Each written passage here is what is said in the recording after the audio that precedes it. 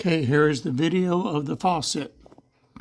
Have the battery pack, new batteries installed, good connection, good output, connected in here, good connection here.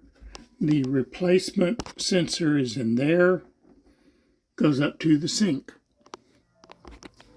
And the faucet above, hands in front of it, nothing happening, no lights, no sound. Water comes on, even though there is no power going to the sensor. Can unplug the battery pack.